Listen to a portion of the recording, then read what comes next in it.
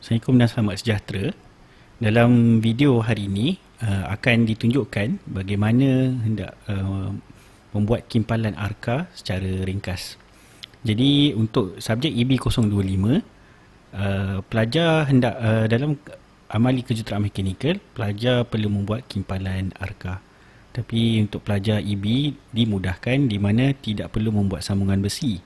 Sebaliknya, hanya sekadar membuat kimpalan di atas keping besi. Jadi macam yang disaksikan dalam video ni, ini adalah contohlah yang akan dibuat dan akan dihadapi oleh semua pelajar EB. Video ni hanya akan merangkumi tentang demonstrasi ringkas bagaimana hendak melaksanakan amali.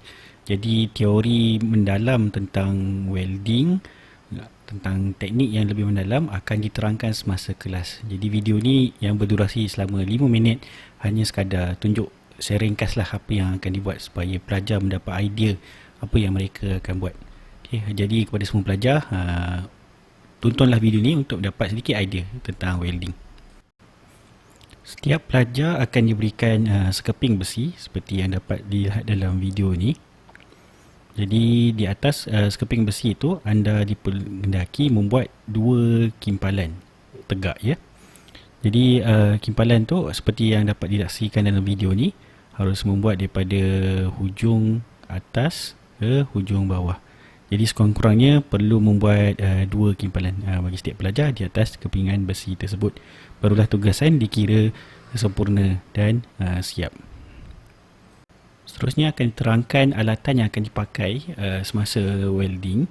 So yang pertama adalah sarung tangan kulit. Seperti dapat saksikan ni adalah apron kulit dipakai semasa welding supaya dapat menahan percikan api. Dan yang ketiga adalah helmet untuk menahan sinaran. So ada automatic dan manual. Jadi kebanyakan pelajar akan pakai yang manual.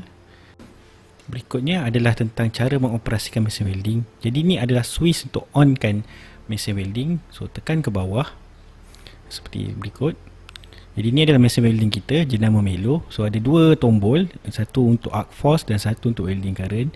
So current yang harus digunakan adalah sekitar 70 hingga 90 ampere. So bergantung pada ketebalan besi para pelajar nantilah.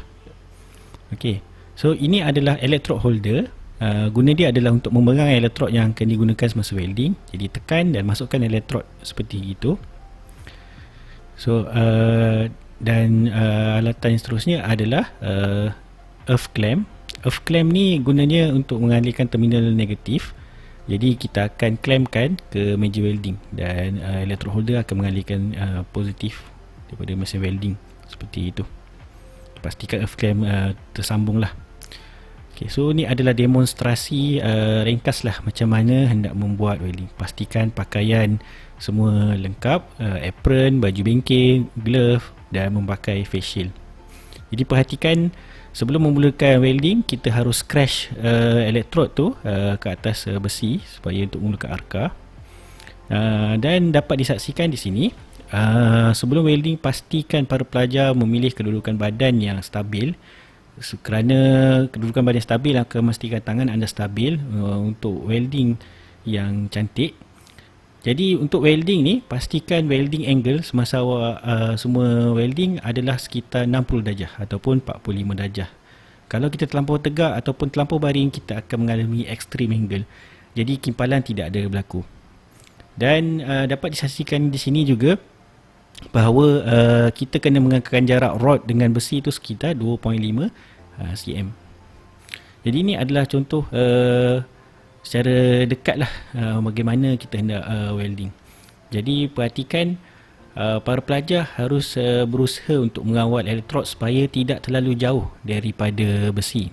Kerana kalau terlalu jauh, ARCA tidak akan dihasilkan dan tiada kimpalan berlaku. Ataupun berlaku tetapi akan ada banyak tahi-tahi besi tu dia akan terpecik ke besi. Jadi tiada kimpalan berlaku lah. Jadi kekalkan jarak sekitar 2.5 cm antara rod dan besi.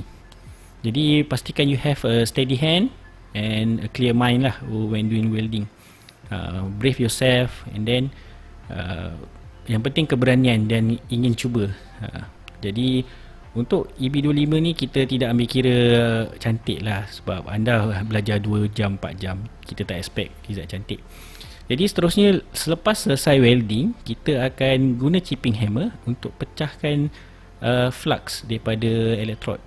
So lepas dah siap tu, kita akan bersihkan guna elektrik ataupun iron brush, brush besi. So sepatutnya pelajar dapat kimpalan yang seperti inilah apabila sudah selesai. Jadi diucapkan selamat maju jaya kepada semua pelajar. Jangan takut dan beranilah untuk cuba. Dan banyakkanlah bertanya kepada pensyarah masing-masing bagaimana nak dapatkan kesan welding yang terbaik. Jadi video tu sampai sini. Dan pesanan terakhir kepada pelajar, pastikan bengkel dalam keadaan yang bersih selepas welding. Sapu lantai, buang semua rod yang telah digunakan, kemas meja. Dan pastikanlah tiada barang-barang di atas meja tu. Dan susun barang ikut yang telah disusun seperti ini. Satukan semua di atas satu tempat. So spana, pelayar, tukul semua diletak di atas satu tempat. Dan apron, glove dan helmet juga disatukan di satu tempat juga. Untuk semua pelajar, pastikan kemas. Terima kasih.